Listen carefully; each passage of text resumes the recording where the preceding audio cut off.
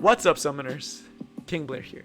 Today we're going to be talking about the current banner heroes, Ray, as well as Chloe, and the new Mystic rotation hero, the Signer Lilibet. So if you like the video, make sure you like, subscribe, and join the Discord server, link down in the description. Subscribing really does help the channel grow a lot and allows me to make more cool videos, and it notifies you of these videos. This upcoming days, I do have some spicy videos planned for you guys with Expedition level 3 guides, so you're able to not be a leech and be able to clear them with ease. And also going to be doing some guides on how to climb to Masters RTA since the season does close in about 2 weeks. And a lot more cool videos coming your way, so make sure you're subbed for all that. But without further ado, let's get to this video. As always, I like to start by talking about the current situation of banners that are coming soon and things you need to be watching out for. We are getting the GG collab in April, which is going to be about a month away from now. And it's probably going to be a tri-banner like we had with Cerise and with Diani, where you can get Dizzy, Baiken, and potentially Elfel, who may get a buff, and potentially a new GG collab hero. Since the last time we did get Elfel, maybe this time they'll add something like Ino, right? So you never know. So it's good to have some bookmarks ready for when that collab drops, and it's important that you have that, especially for early game players. You need to try to get Dizzy, because Dizzy is just such a good mileage unit for PvE, and even for PvP she also can scale into that. So at least for Dizzy,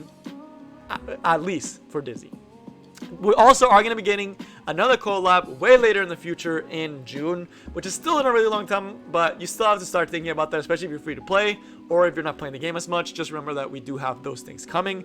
And next week is Ida, who seems really spicy. She seems good, not game breaking or anything, not OP, not a must pull, but it's also a really nice unit. So Ida, pretty cool. I'll be doing a video about her next week.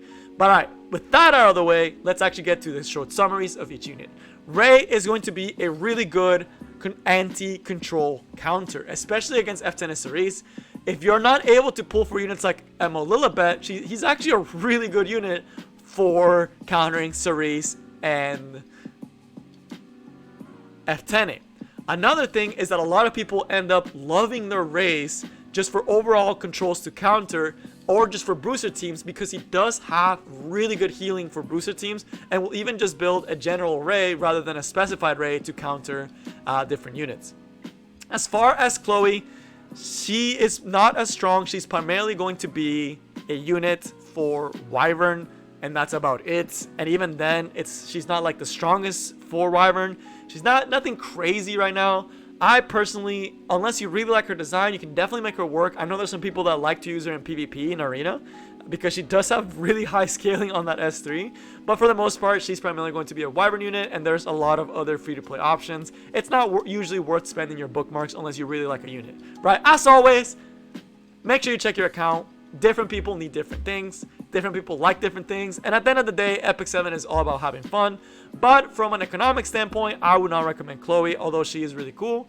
Doesn't really do much in Fire Expedition because there's other options that are better. And in Hunts, there is always the free-to-play options. So it's something that it's completely up to you if you want her for Hunts. And if you really like her, you can definitely make her work for PvP. As far as the Signer Lilibet, similar to Ray, she's primarily going to be a PvP unit, if not only a PvP unit, with Ray actually having some PvE in Banshee. With Emo Lilibet or Designer Lilibet or Dilibet, she's going to be a control counter. She doesn't absolutely just kill control, and there are ways to actually play around her as a control player, but she's a really cool, good unit in the toolbox. Think of her kind of like a Champ C in terms of how she counters control, and think of her as a unit overall as a Emil Hayes, where she fits into a role that she performs really well, but has potential to function in other teams, right? So that's how you want to think about these unit. I'm a little bit, right? So first, let's start with the one that everyone is going to be curious about, Emma Lilibet. And this is the one that I have talked about previously, and there are a lot of other cool stuff. If you want a more in-depth showcase than just a discussion on the kit and my opinions, I highly suggest you check out a video made by someone from the Discord who is going to be K-Kite. A really cool guy. He's a legend level player who already built his Lilibet and is already using her in RTA and in arena. It's not a full build, but it gives you a really good idea on how an Emma Lilibet is built. So make sure you go check out his video. I will link his video as well down in the description. So make sure you check it out. He has a pretty cool build with lifesteal, which I think is really, really unique. And it's not even reforged, but he's already able to use it in high champion RTA and in high champion in arena, showing that she can definitely easily do his job, right? So super, super, super happy. Like, look at this, so cool. Make sure you check it out for sure. It definitely looks like something that you can learn a lot from. But as far as going over the kit and myself and going over some of the stuff, right? So first, the stats. Her stats are very strong for a bruiser. Overall, she has decent attack, not crazy, right? Kind of on the low side pretty much, but higher than some knights. The health, really, really good health, which is weird because she actually scales off of defense, but it's nice because it makes her inherently tanky. The speed is a little on the slow side, as expected of a bruiser, typically pretty slow. The defense is okay. It's a knight level, right, which is good for bruiser, but it's weird because she scales off of defense. That's what makes it weird that this stat is a little bit, it's not like 700. Like it's weird to me that it's not 6,000 HP and like 700 defense, right? But again, not bad stat line. Very, very bruiser, cookie cutter bruiser stats. Pretty nice for a bruiser. She's a bruiser, right? So she's doing that right. Her imprint is going to be critical hit rate, making it a lot easier to build. Again, self-imprint critical hit rate is the best imprint you can have. You get the most stats of any of the imprints. Even compared to like defense, even though you get like 18% for like defense and HP, the crit hit rate for a gear roll is more impactful than the defense, right? So that's why crit rate imprints are always the best. So her having that imprint, really, really nice. Because again, she's a bruiser, so you want to make sure she's doing damage. So now on to the skills. The S1, pretty basic, but can be quite annoying. And we'll see with the passive in a second what it actually allows you to do. Essentially, it has a chance to silence. You can soul burn it for the chance to be 100%. Without it, it's only going to be 75% chance, which is still pretty high. And silence, it's a really annoying debuff. If you fought units that have silence, such as Roman or a T-Cern, it essentially locks you into using an S1, and it can be really frustrating to have to deal with the silence. And at critical moments, you can stop skills from popping off with the S1 if you soul burn it, allowing you to get a nasty little silence in there and be able to set up. The other thing that we'll talk about in a second is it also gives her 25 focus, which is a lot of focus. I don't think any of the focus units that are out in the game right now give as much as Emma Lilibet does with her focus. So 25% on the S1 is pretty crazy because she also does have ways on the S2 to get that focus, and you'll see what she does in a second. The S2 is going to be her bread and butter, and the reason why you will be pulling for her is because she's a counter to control teams. What she does essentially is every time an enemy's turn ends, you get 5 focus. That focus that we talked about, that we get 25 from the S1, you get 5% for every debuff on an ally. When Epic 7, when it says ally, this means on herself as well. So if, for example, a Cerise does an S3, that applies 2 debuffs onto everyone. That means after Cerise finishes her turn, there will be 8 debuffs on your team, which will give you a 40% spirit boost, right? So you get an extra 40 spirit after Cerise goes.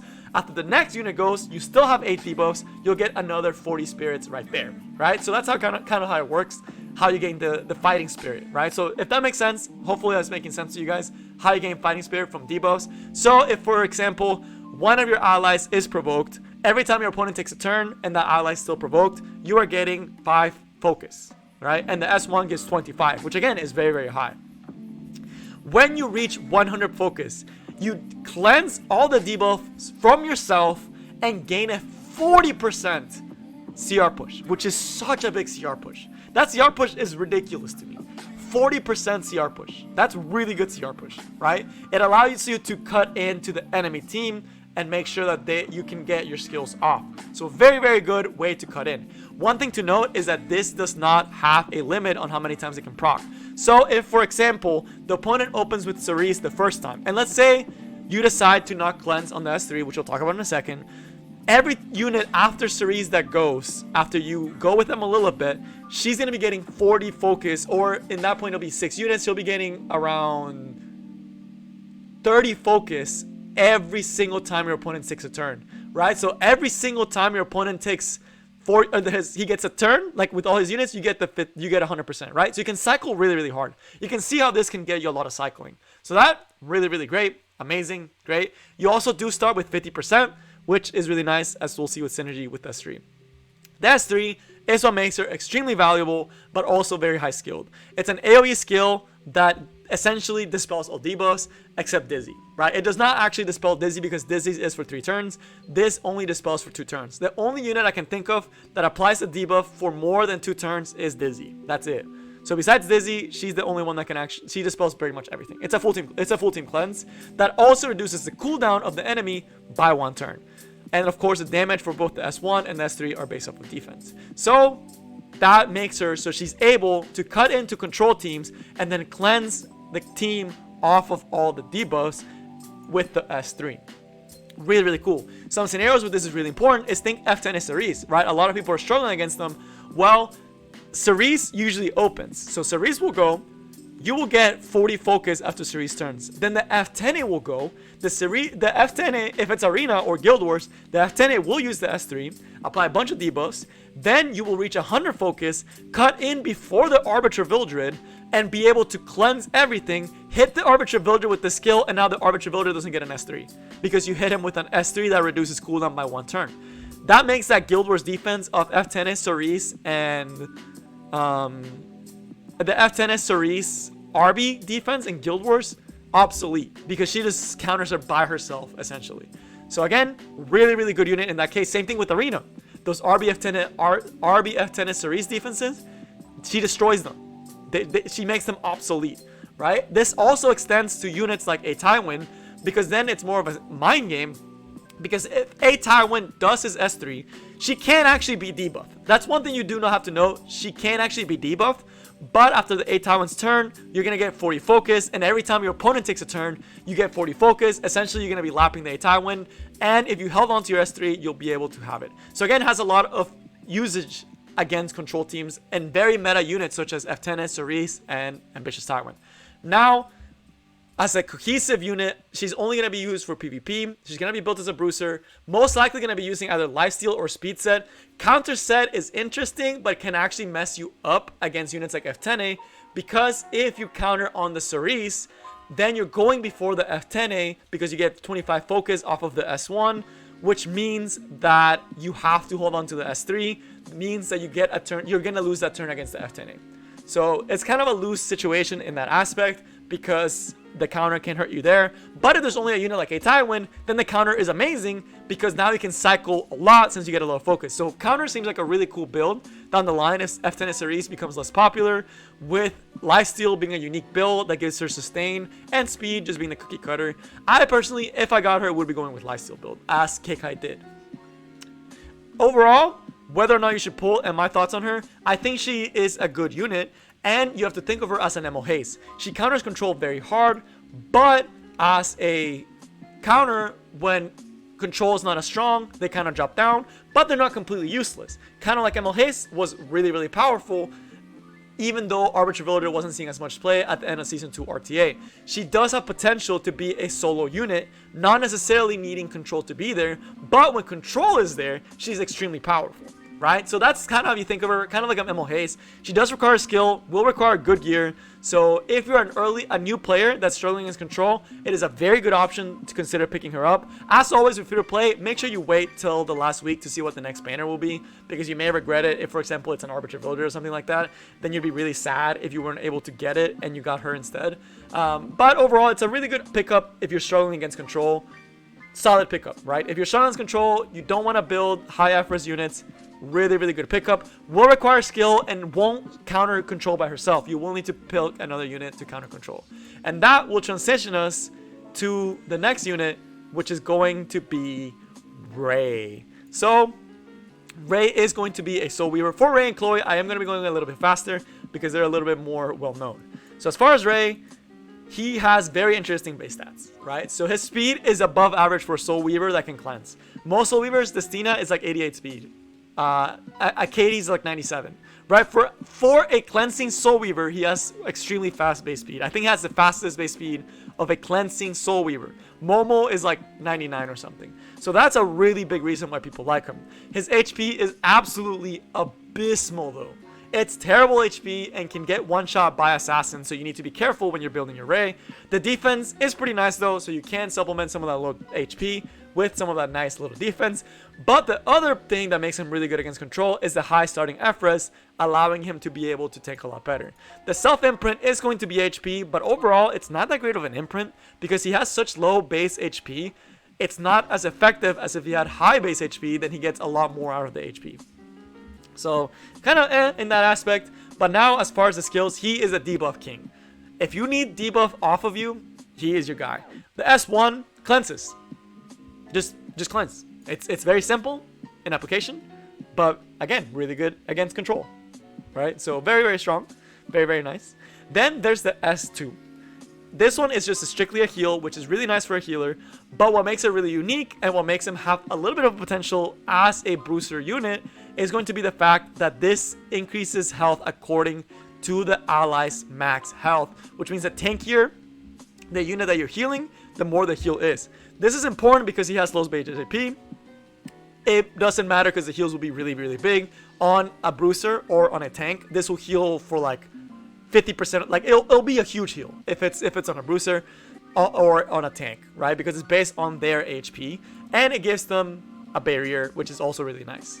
Then there's the S3, which is the reason why people have been building him and people have built him and have used him as a counter to a lot of teams right now in Guild Wars, in Arena, and why a lot of top players have used them is because this skill just absolutely destroys F10 and Cerise. It's an AoE, dispel debuffs on all allies, immunity for 2 turns, and a heal that is based on allies max health. You can soul burn it for a bigger heal. Overall, you can already kind of see what he does. Dispel debuffs, set up immunity, counter control, right? Really good matchup against Cerise. Really good matchup against F10. Why against them he can cleanse easily, and against F10, even if the F10 for some reason has 100 million effectiveness, right? Let's say they have 1 million effectiveness and there's no 15% in the game. He's still an earth unit. He has a 50% chance to dodge the F10. So inherently, he already has a good matchup. On top of already being able to cleanse the debuffs, on top of already having high starting FRES, and then on top of that, being able to heal and set up immunity. He is a lot of water control's worst nightmares, which is why he is so often picked in RTA. So overall, where would you use him? He actually does have some presence in some PvE places, some abyss stages. You can definitely use him for raid, and you can also use him for Banshee B13 for a slow run, since he's able to cleanse really, really fast. As far as PvP, he's primarily there to counter control, primarily units like F10 and Cerise because of the earth element, and because he sets up immunity, it also can counter units like a Tywin, right? So if you're trying to, in a bruiser versus bruiser matchup, if you're worried about a Tywin, you can slap on Ray, you'll have consistent heals, and a Tywin won't be able to do much to you because you'll just be having immunity up every 4 turns, which is nice, especially in a unit that's so fast. As far as some sample builds on this guy and whether or not you should pull for him. So overall, as far as should you pull, he is an option. He's not a must pull. He's an option for anti-control. Again, if you're struggling against anti-control, he's a little bit more forgiving in his base stats. He has access to Shimada staff, which just gives his starting FRES 55% by doing nothing. And just allows you to build very high effectiveness, has really high speed, so really good for an aggressive counter to control because you're able to cleanse before your DPSs if that's what you would want to do, and has potential in a bruiser team. So it's a good option against control, but there are other options. There's Emma Lilibet, there's Champ C, there's F Maya, there's Acades. There's a lot of different options. There's Momo to an extent, although not as good as Ray. There's Destina, although Ray is the only one that's going to be setting up immunity after he cleanses, which again is really, really nice. So again, it's another tool in the toolbox. So can function really, really well, can definitely get you wins, can definitely be the right option for you, but not necessarily a must pull. He's not a must pull. He's a good option for anti-control and for having a good healer, right? He's just an overall pretty solid healer. Acades is a lot stronger, but with so many control units being water, it makes him way stronger than Acades, and immunity again being very unique. As far as sample builds, I wasn't able to get a speed ray build to show you guys, but here's some of the Bruiser ones. So this is a little bit on the faster side, right? So ideally, the only difference that you would see on a faster speed ray would be bumping this up to around 230 speed or higher, so that way you're able to go right after or right before someone like an Arbiter Vildred. The thing that makes it nice that he does have low base HP is that if for some reason an Arbiter Vildred outspeeds you, you can actually put him on Water's Origin and cut in. So that part is kind of nice. But this one is a pretty good speed a Tywin. The FRS, a speed ray, the FRS is amazing. It's insane. If you put this in Shimada staff, he's not getting debuffed anytime soon, and he can just cleanse. Really, really good in the current meta. Curious to see if he gets M a little bit, and if the control doesn't become his meta, what will happen to him. But very, very solid. A little bit faster would be super cool on this build, right? If it was faster, he would be amazing on that build. So like dropping the FRS maybe a little bit and adding some speed would have been perfect.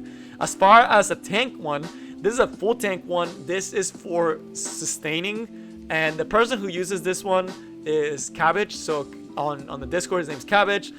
He's very into his Ray, or her Ray, my bad. She's very into her Ray and is a very tanky. She pairs it with a bunch of tank units, and you just can't kill him because he's so tanky, and you can't kill his team because it's tanky, and he just heals, and then you just lose because you get out DPS. Right, that's enough for Ray. Now on to the last one, which is going to be Chloe, who I actually do not have a single build to show you, because she's, people that like her a lot and build her, and she definitely has uses, but she's not, it's hard to find builds out there in the world. Base stat wise, really good base stats actually. Her attack is good, her HP is good, her speed is amazing, her defense is okay, the crit rate is really strong. Pretty good stat lines. I cannot deny that she has a good stat line, right? For a DPS unit. Pretty enough tank to tank a little bit, enough damage to do work in things like Wyvern, right, for PvE. So not bad, really cool actually, really cool unit. The Awakening is attack, I mean allowing you to do more damage, that's nice and all. Kind of cool stat line, right? As far as the actual steals, I actually really like her voice lines. She's like, pow! And like, I don't know, it's just really quirky. The S1 is going to be nothing. It's just damage. But it does do extra damage when the enemy has Magic Nail, which is the S3. So very, very basic is one. It's just damage, right? Nothing crazy. The S2 is going to be Magic Nail. You can apply Magic Nail essentially all the time.